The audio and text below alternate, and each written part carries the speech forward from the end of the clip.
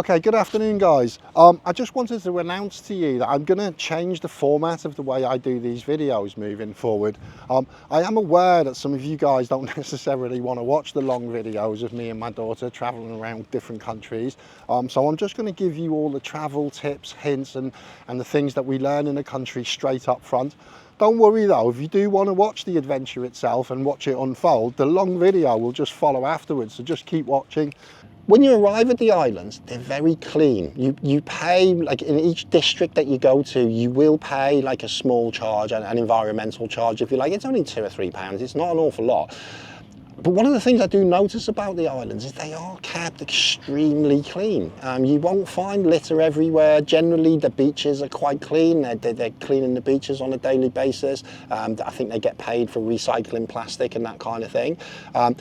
It does give you a real feeling of like a little bit of adventure. It is a little bit off the beaten track, and you will get a sense of adventure when you land. The warm air, the mountain landscapes, the white sand beaches everywhere. It really is a magnificent place visually to look at.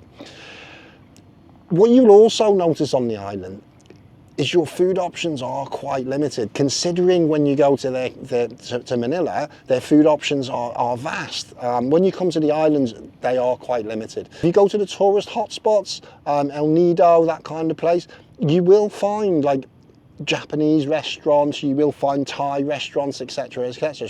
So there is a variety of food here. The Filipinos themselves, they do have some of their own dishes.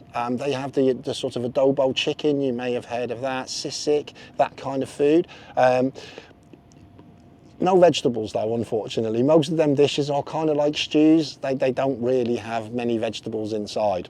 On the islands, once you get out of the sort of tourist areas of the islands, El Nido, that kind of stuff, once you come out of there, if you go to some of the lesser populated beaches, you will be rewarded with some of the most amazing sights and photographs that you can take. So it is worth going out there, but just a little warning. It can be really difficult to get food. And what I mean by that is there's very few kind of restaurants, there's very little set up for the average tourist, if that makes sense. I've travelled quite extensively, and I consider myself a bit of an adventurer, but even I find some of the places that I have to go to eat are like a little bit kind of, you know, they're lower than maybe I would go to.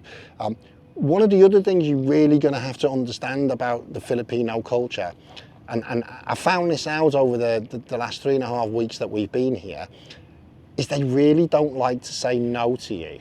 Now, on the face of it, that can come across as being really polite and really kind of gentle. In reality, it can be a real pain in the arse.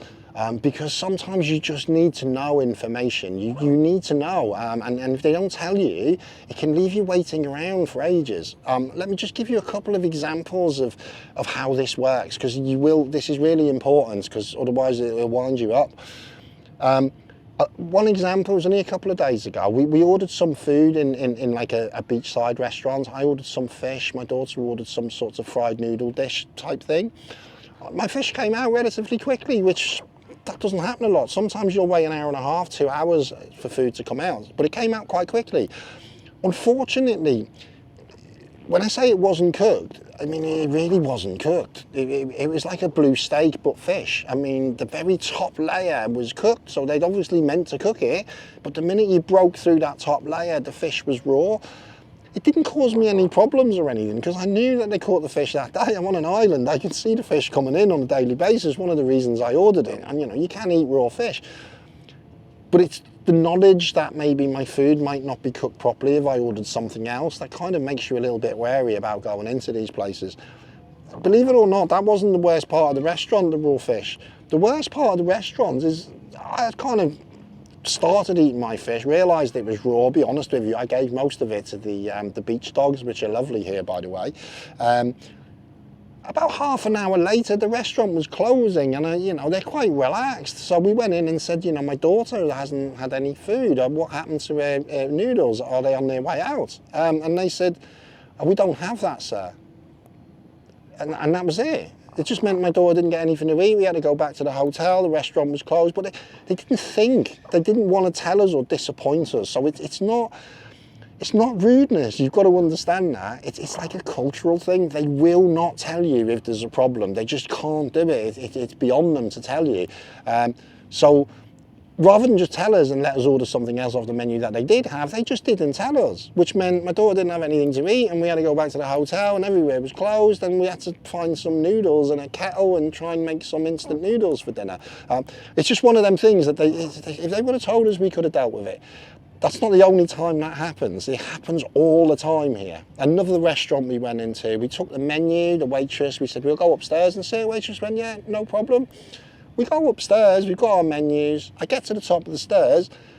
There's probably maybe 120 Filipino people, some police, some military, people who look quite official, all sat in the top of this building and occupying every single table in the top of that restaurant. It didn't seem right, but not one of them told us that day they were having a town meeting upstairs. The waitress didn't tell us, none of the people in the meeting told us, so we kind of like sat there with menus thinking something's not right. And then we walked downstairs and there was an English guy downstairs who could speak a little bit of Filipino, and he goes, oh yeah, there's a town meeting today upstairs. But yeah, no one wanted to tell us. They just let us go up there and sit there with a menu waiting to order food. And it's kind of, you know, if you're not used to that kind of stuff, that will get you at times. And like I say, they're not the only times this has happened. This has happened quite often. A couple of other things I'll tell you about the Philippines. When you change your money here, it's quite difficult to change once you've left the airport. So there is a bank that will change the money for you, BPI Bank. A lot of the banks won't change money for you. Some of the banks will only change American dollars. But if you're in desperate need to find a bank, BPI is the bank that you need to find. They will give you a relatively good exchange rate. It's really strange, but the best exchange rate you'll get for your cash here is at the airport. I've never known that. Most countries I go to, I avoid the airport like the plague. I will go, you know, as soon as you get away from the airport, everything becomes cheaper. It's not like that here. Changing money at the airport is the best rate you'll get, and if you can't do that or you run out of money, use that bank that I mentioned. It's going to be the best bank for you. If you are tempted to go into the local pawn shops or money exchanges that you will find in the tourist spots here, typically you're going to lose about 10% of your money. They will give you a really low rate and you've kind of got no option if you've got no money but to change it there in that scenario, or use the ATMs. But the ATMs will also charge you for drawing your money out. So they're the options you've got with that. Traveling around the Philippines, it's not as easy as maybe Thailand, Vietnam, where you can just pay 10, 20 pounds, get on a bus and go to your next destination. It's an island community, so there's ferries involved, taxis, that kind of stuff that you're gonna have to get to the ferry port, get your luggage on. You know, some of the ferry rides can be considerably long, 3 to 5 hours maybe, getting a ferry from one big set of islands to another. My daughter was a little bit sick on the ferry, that kind of stuff. So just be aware that that is the mode of transport here. I quite like that personally. I like moving from place to place, and often for me it's the journey that you go on rather than the destination that makes a holiday for me, but just be aware of it. In respects to travelling around, one of the things that I found really refreshing here are the taxi drivers. Like I say, I'm so used to getting off an aeroplane and just being inundated with taxi drivers, and they're all trying to like overcharge you and pretend to be Grab drivers and pretend to be this, and they're going to do this, and they're grabbing your luggage, and I hate that when I get to a place. It gives me a really bad taste. Don't get that in the Philippines. You really don't. They're really quite honest with you, and sometimes the taxis are so cheap that you always give them more because you just think, you know, they were decent people, they charged me the correct price, have a big tip, because it's next to nothing. It will cost you sometimes 50p for a taxi or £1. I mean, you're not going far. You're on a small island, it's a small town. You might only be in a taxi for 5-10 minutes, but 50p, £1, you really don't mind giving them extra for that kind of thing. No one here is really trying to scam you either. There's no sense that people are after your money. It's quite the opposite sometimes, if I'm honest with you. They don't have much stock in their restaurants to sell to you, but you don't ever get that sense of being scammed. Facilities-wise, look, this isn't Thailand. There isn't a 7-Eleven on every corner. There isn't a McDonald's everywhere. You're not going to have all the convenience of being a tourist here. But that is one of the things that is like raw about the Philippines that I really like. It has a rawness to it, where you don't always know what you're going to get. You can't always sort of anticipate, you know, that there's going to be a cheese toastie in the 7-Eleven in an emergency, because there isn't always going to be one of them around, and you're going to have to sort of deal with the locals and get some food. I mean, last night we came out of the hotel complex that we were in, and there was a woman just cooking chicken on the side of the road, and I could see her cooking it. It looked good, and I just had to walk over and say, I want some of that chicken, can you sell me it? And she was more than happy to serve me some chicken with rice. It was delicious, absolutely delicious. It cost me £1.20. We are in a little bit of a upmarket resort at the moment, because I'll be honest, where we've been staying for the last week, I feel a little bit malnutrition. I haven't had any vegetables, and the food quality has been really, really low. And if you know me and this blog, food is really important to me. So we had a little bit of a detour. We spent 3 days in a bit of a resort. So to give you an idea of the difference, if you want to come to the Philippines and you're coming with a young family and you're not looking for adventure, what you want is beautiful beaches, nice photographs for Instagram, that kind of stuff. My recommendations to you: stay in one of the resorts that cater for the tourists. It's going to cost you a lot more money. Yeah, and when I say a lot more money, a meal here, maybe it's a buffet barbecue tonight, probably cost you £16, something like that, to eat. If you go over the road, just outside, because like I say, there's no scam, she could charge 3 times the price she's charging for her barbecue chicken and rice. But she charged us, I think it was like £1.70 for a big piece of chicken with some rice, and it was absolutely delicious. If you're the kind of person who wants to feel a bit of adventure, who's not really bothered about always having breakfast, lunch, dinner, wine, cocktails, music on the beach, lanterns, all that kind of stuff, I would suggest to you, hire a car or a bike here, get off the beaten track. You will get that sense here, you will definitely get it. It gives me a little bit of a feeling of Thailand maybe 30, 40 years ago, you know, when it was just developing and there wasn't supermarkets everywhere and stuff like that. It does give you that sense, and like I say, if you want to watch the video, you'll see our adventures in our 4x4 truck and on our motorbikes going through the muddy mountain roads and all that stuff. It was great fun, and I'd highly recommend that if you come here. Okay, so generally the prices here you will find more expensive than the other East Asian countries. I think last year we were in Thailand, you could pick up a mango smoothie for £1. If you got like a street food meal, pad krapao, something like that, a pad thai, like off one of the food stalls, you're probably looking at somewhere between £1 and £3, depending on the quality or, you know, the amount that you would get. Generally here, a meal in one of the little side restaurants or whatever, street food's not massive here, but they do have the small, you know, shack kind of restaurants that you can eat in, cafes if you like. You're probably looking at spending maybe £5 to £7 maybe on a dish. You're probably looking at maybe £2 to £3 for a mango smoothie. So the prices are significantly more here than you will find in some of them other places I've mentioned. Same with the accommodation. We stayed in Vietnam last year. I think we were hardly spending anything at all in Vietnam, maybe £15, £20 a night, and we were getting a really, what I think is a really decent mid-range kind of guest house. Might even have a swimming pool, air conditioning, that kind of thing. Here, to get the same level of accommodation, probably with slightly less facilities, because they do have less facilities here, you're probably looking at between £45 and £50, so there is a difference there as well in the kind of price you'll pay for your accommodation. Yeah, another thing that you might find difficult, a lot of people do these kind of adventure holidays, travelling, digital nomads, that kind of stuff. Not everywhere offers free Wi-Fi. In fact, most places don't offer free Wi-Fi, and that includes the big chains. So the places like Jollibee's, McDonald's, Starbucks, they don't give you free Wi-Fi. So you're either expected to have Wi-Fi yourself on your phone or whatever it may be. There are places that do offer Wi-Fi, but you're going to have to dig them out. So we found some co-living spaces, that kind of stuff. There are some coffee shops, but you're going to have to search online to find where that free Wi-Fi is if you come out here to work in a coffee shop like we do sometimes. But it's not standard everywhere like you do find in other countries. So some of the options you've got for the Wi-Fi then. You can obviously get like what's it called, digital SIM cards, and you can also buy SIM cards. You can buy them at the airport. I've seen some booths at the airport. You can buy them at 7-Eleven, but there's no standard to it. I mean, you can go into one 7-Eleven and they can say, no, we don't sell SIM cards, and you can go into another 7-Eleven, they say we do, and you can end up going to 6 or 7 7-Elevens trying to find a SIM card. But the two that I would recommend to you are Globe and Smart. I mean, we're using the Smart. No, sorry, we're using the Globe SIM card at the moment, and we're on the Palawan Islands. It's worked okay, if I'm honest with you. We don't get signal everywhere.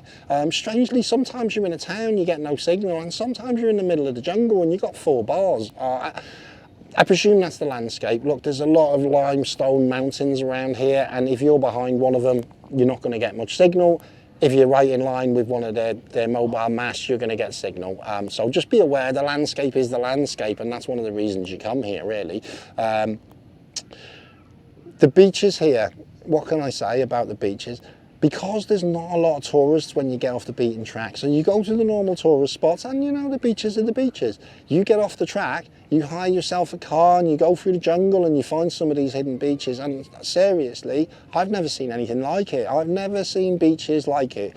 They are the most picturesque, photographic, white sand, turtles coming up to you in the sea, pigs running along the beach. Honestly, it is an amazing experience. And look, if you've got something from this video today, if any of these tips have helped you make a decision on whether you come to the Philippines, all I'll ask you to do is maybe give us a follow, give us a like, subscribe to the YouTube channel. It would support me and my daughter traveling around and making these videos for you, because I do intend to make them real life. I'm not gonna paint a picture for you. I'm going to tell you exactly how the country is, what you need to be aware of, and depending on what kind of tourist you want to be. Like I say, adventurer, go one way. If you want to come with kids and you just want to see some really nice beaches, stay at a resort. It will cost you a bit more, but it is what it is. You'll get the facilities that go with that. So please, yeah, give us a follow if you can, and we'll see you on the next video.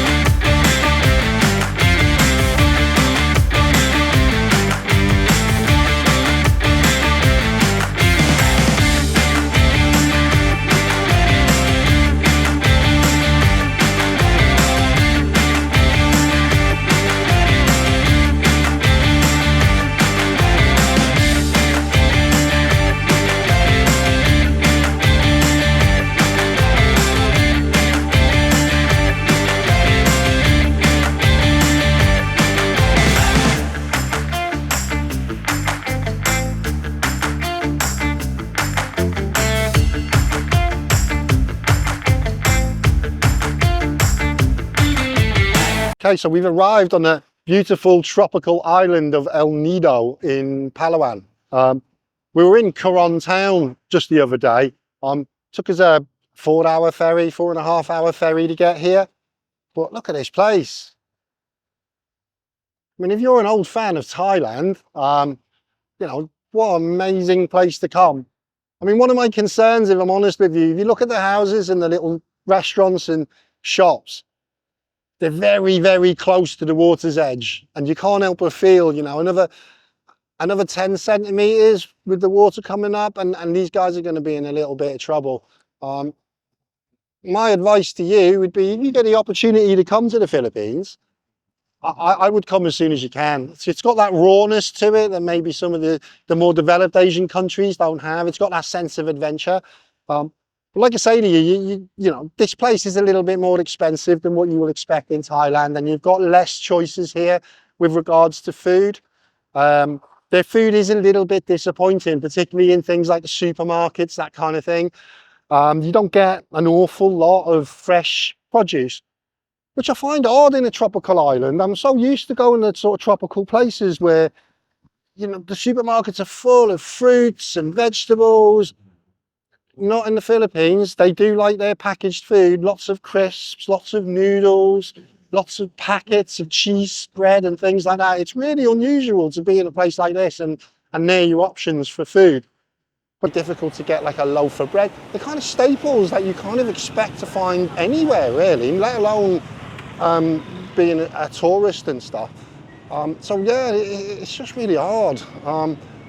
The one thing I can get, which, you know, very tasty, mango smoothie, but I'm having about 3 or 4 a day just to try and get some fruit inside my body. I'm 53 now and I need nutrition. I can't eat fried chicken every day. It's way too much.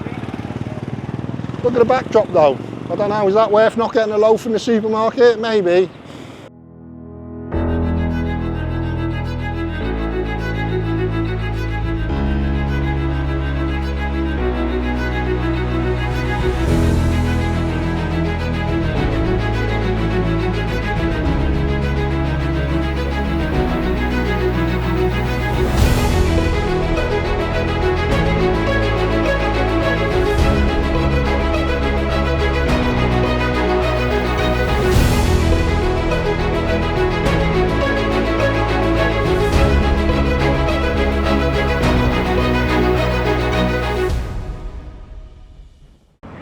Okay, bit of a funny story for you. We hired a car in El Nido. The guy was supposed to drop it off at our hotel at 11 a.m. this morning. I get a call at 11 a.m. this morning. He's still about 200 miles away and tells me he can't drop it off till 4 o'clock in the afternoon. So, you know, we tried to get a bus, we tried to cancel all that kind of stuff. We couldn't do any of that. So we decided to wait. Okay, the car turned up. This is it, by the way. It's the wrong car. It's got damage on all 4 sides. And the tyres, it's got slick tyres. There's literally no grip on the tyres whatsoever. I'm trying to explain to the guy that the car's not safe to drive. And all he can say to me is, don't worry about it. Like, I've done the damage. And then I get the sheet and it says, I've got to wash it and I come home. I look down there, half his lunch is in the door. I've got crisps, bits of Coke, some snotty tissues. Honestly, if I wasn't an adventurer, I'd be really, really disappointed. But as it is, it's quite funny. I've actually got quite a nice car. I've got like a big sort of 4x4 Jeep. I only ordered a little mini car, but this is what they brought me. Yes, it's got loads of damage on it. But if I'm honest with you, driving around here, I would rather have a car with loads of damage on it. Because, I mean, I could roll this off the side of a cliff today, take it back and say, look, that's the way it came, and he'd probably have to accept it because there's damage, so much damage on it. All right, if we survive, I'll report back in when we get to our glamping site on the beach. I'm looking forward to this one. It's very, very kind of rustic, nomadic. I'm really looking forward to it. So hopefully I'll give you some pictures of that later. All right, wish me luck.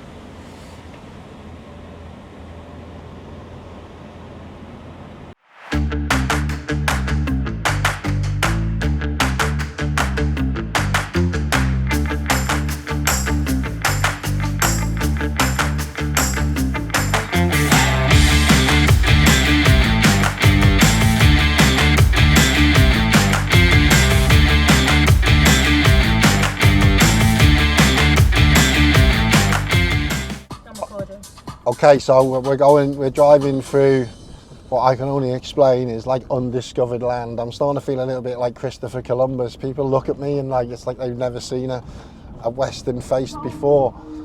Have a look at this. Show them how to run the screen.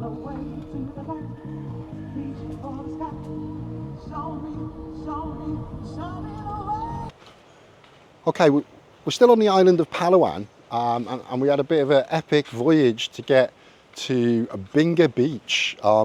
It's one of them lesser known beaches. It's really difficult to get to, I'm gonna tell you that. It took us about 2 hours on a dirt track, lots of puddles, lots of holes. Fortunately, we did have like a 4x4 car, so you know, a bigger Jeep style car to get here. I wasn't overly impressed with the hire company, if I'm completely honest. Hold on a minute, there's a massive fucking hornet on the bridge. Apologies to the camera lady at the back, but I'm not walking through a hornet's nest for nobody. What was I up to? I've lost my train of thought. Right, yeah, we hired like a 4x4 Jeep to get here. Little bit disappointed, if I'm completely honest, with the hire company. They, I'll show you later, but the tyres on the back literally had no tread on them whatsoever. And there was damage all along the back of it, all along the sides. I had to write a contract myself with the driver just to point out that I'm not paying for all of that rubbish. Here we are at the private beach that's attached. I mean, look at it. This is what we came for. If I'm completely honest with you, the facilities at the place we're staying aren't the greatest. There's no hot water, there's no kettle. We only had one bed. We had to get another bed in the middle of the night. But look at this. This is, you want that adventure? This is what you're going to have to do at times. I'm not quite sure it was worth the premium price we paid for it, given there's no facilities whatsoever. But when else are you going to do something like this?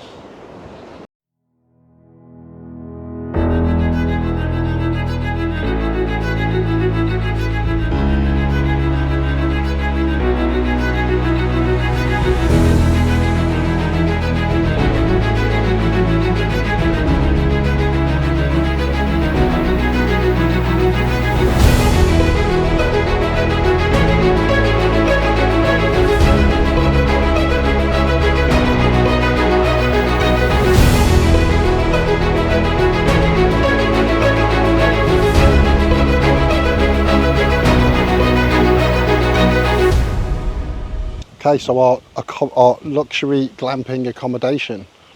Let's have a little look at this. Okay, at first it looks a little bit like a nice little traditional cabin, but a little closer inspection, you'll find it's actually just a tent. It's a little bit of a cross between Tenko, I suppose, and a refugee camp. No aircon. No kettle, no sink. We do have a bathroom, but it's round the corner. I mean, I'll be really honest with you, you know, this is fine. I've stayed in places like this before, but they usually come out like, they're usually really, really cheap. This one was billed to us at quite a premium price, to be fair. Still coming up there. Some sort of like ball game or something. Look, I'm feeling a bit like a local today with me Crocs. I had to get them now because I did buy some flip-flops. Look what they did to my feet, them flip-flops, them dodgy flip-flops. Look at that. I've got massive sores on both feet. Not good, is it? I know they're really unfashionable, the Crocs, but I've got to be honest, they're the most comfortable beach shoes you can wear, so sod it. There's no one here to see anyway.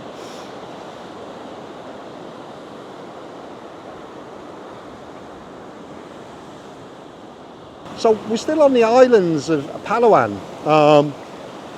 Yeah, it's really, really quiet. It's like peak season at the moment. I haven't been able to find another tourist since we got here. I know you're going to see a lot of beach shots, but that is what you're going to get on this island. White sands, long beaches, you've got people surfing. It is a really beautiful place. Can't seem to find anything to eat though. We're really hungry and I just can't find anywhere to eat, and it's hardly surprising because there's just nobody here. I don't really know what's happening with this place. It's bizarre. This place is called San Vicento or something like that. Anyway, Vicente, my daughter corrects me. Yeah, but I think I might just have to. We booked in for 3 days, so I think I'm probably going to have to get a surfboard out. So you get to see me doing a little bit of my amateur surf dramatics a bit later on. Okay, our mission to find some food in the Philippines is coming to a conclusion. We finally found a place, Turtle Bay Restaurant, I think it's called, on the beach. Let me turn around and have a chat with you. We've been here about 45 minutes. One toasty has come out the kitchen so far, so I'm not 100% sure how much longer I'm going to have to wait for some food. But I did come for lunch. It's nearly tea time. But you know, Ash did order a cheese and ham toasty, so maybe it was the complication of that that's caused the delay. The only thing that seems to get fed here, if I'm honest, are the insects and the dogs. Just flies everywhere, just trying to eat your little wounds on your feet and on your legs. It's a little bit irritating to say the least. But there's another dish coming out. Sorry, I'm tuning out because I am starving. Okay, so an apology really. The food has arrived. It did take quite a long time, but it's actually really, really good. So I'm more than happy. Lovely iced tea. Triple burger and chips with real cheese on it. 3 portions of fries, because they don't tell you it all comes with fries, so you order fries and then they just bring more fries. But I'm really hungry, so that works for me. Alright, I apologise, Turtle Beach Restaurant, well done.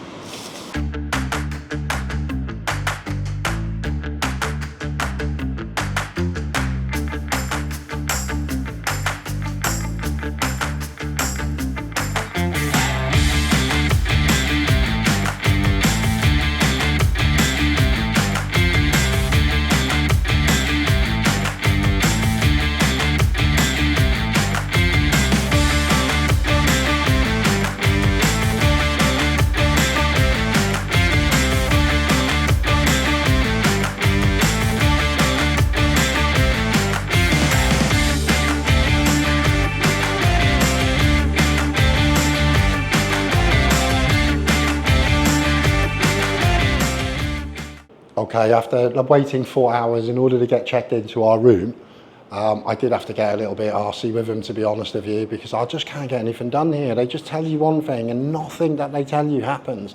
And you just wait and wait and wait. Often you're ordering stuff at a restaurant and it's pointless. They might as well just tell you what they've got rather than give you a menu, because most of the things on the menu they don't have anyway. Anyway, after getting a little bit shirty with them, after 4 hours waiting in reception to get a room, we got an upgrade. So they upgraded us to the 1-bedroom suite. We've got sunset views out a big window, 2 massive TVs. Have a look at this place. It's not quite that Tenko tent that we were in the other day, I know. Not quite the adventure that we planned, but we'll take it. Okay, so there's been a bit of a blackout. You will need to get used to that every now and again. The power goes off. It's usually just when you're about to get something to eat. Normally we go across the road to the little sort of traditional restaurant and get some food. But today we had to go to the supermarket to get like a bag of mystery products for dinner. Typical dinner that we're gonna have tonight. It's like an unboxing session for you. Okay, we got some noodles, some packet noodles. Are you with a load of ants? Oh, they're full of ants. Noodles that are full of ants. Okay, but at least you get a bit of protein. We got some supersized Jack and Jill potato crisps.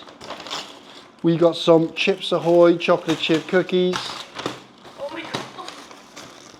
We got some Panda Sal bread rolls. I don't know what they do. Maybe a crisp butty on the cards here. I'm a bit of a northerner. And we got some really mystery kind of things that came in a microwave. Look, bao buns. I think they were in the noodles. We got, I think they were in the packet. What are these? We don't know what these are. We just picked them up because we're starving, man. I'm dying here. Oh my goodness. What the hell is that? some sort of like It looks like a hot dog with like egg salad on top. hot dog with like white stuff on the top. And then we got this, which is some sort of, it's like a, I think it might be like a burger type thing. Wish us luck, guys. This is all we can get, you know what I mean? And when I tell you that the food's not that good in the Philippines, this is the problem. It's really like unhealthy stuff that you've got to eat. It's either that or you go really hungry, so it's one choice or the other. All right, hopefully we'll make it to the morning. We're on our way to Puerto Princesa. We're just outside the city, really, and we've stopped at this, like, it's quite a posh holiday resort. We had a bit of an issue. I think they completely messed up our booking room. And the way I've experienced it before, rather than just tell us that they'd messed up the booking room, they just kept saying the room wasn't ready and it wasn't clean, and they kept asking us to come back. So I went back like two, 3 times to try and check into this hotel. And it was like 4:15 or something, and they still wouldn't tell us that they didn't have a room for us. You know, I'm not one to do this generally, but I said to Ash, I can't carry on like this. I need them to tell me what's going on. We need somewhere to sleep, something to eat, that kind of thing. So I was a bit rude. I got my camera out and I did a video reviewing the reception, which I don't know whether that was the right thing to do or not. Anyway, what happened is they upgraded us and they put us into like a 1-bedroom, like kind of really nice apartment, to be fair. So that was quite cool. We went down to get dinner today, and they've only got one option. You have to go to the buffet, and to have the buffet, it's like 1,100 pesos, which is about, I think it's about £16 or something per person, which in the Philippines is a pretty expensive price. You know, we're travelling for quite a long time, so I really can't afford to be paying that kind of money on every meal that we eat. We need to eat 3 times a day, so that racks up over 100 days. So we crossed over the road. The locals were having a barbecue, so we just went to their restaurant instead, and we ended up getting like really nice barbecue chicken. I'm going to show you in a minute. She's cooking it outside. Rice. It's less than £2, and so I either pay £32 for a meal in the hotel, or I cross over one road and pay £2 or £4 because both of us are going to be eating. So yeah, might be scary to some people. Food's banging though.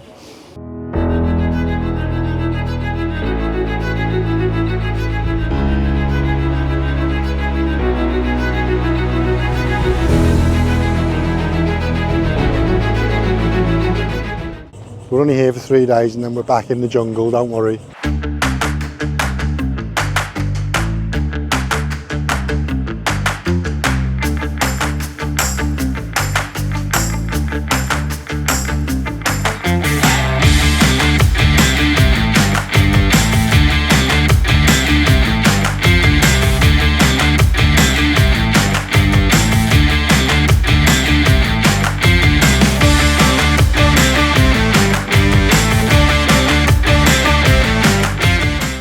One of the advantages of hiring a car in the Philippines and just making your own way and driving around is you can pretty much go anywhere you want. We're staying in an Airbnb at the moment. Another difficult, fun drive to get here, but like I say, I've got the car to do it.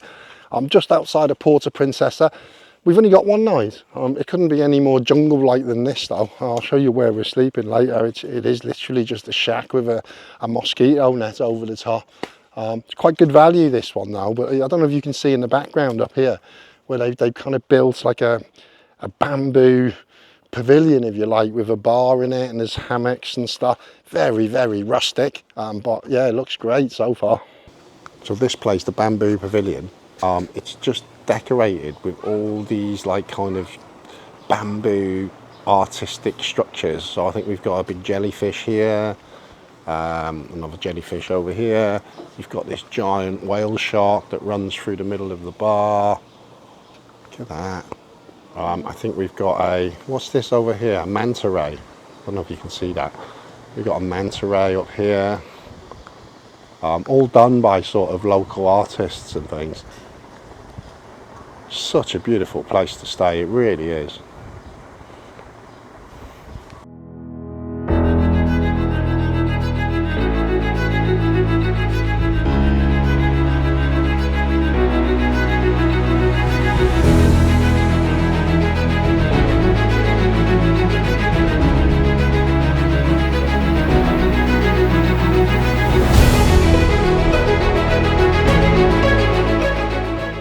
Hello guys, this is our jungle hideaway just outside of Puerto Princesa on the Palawan Islands in the Philippines.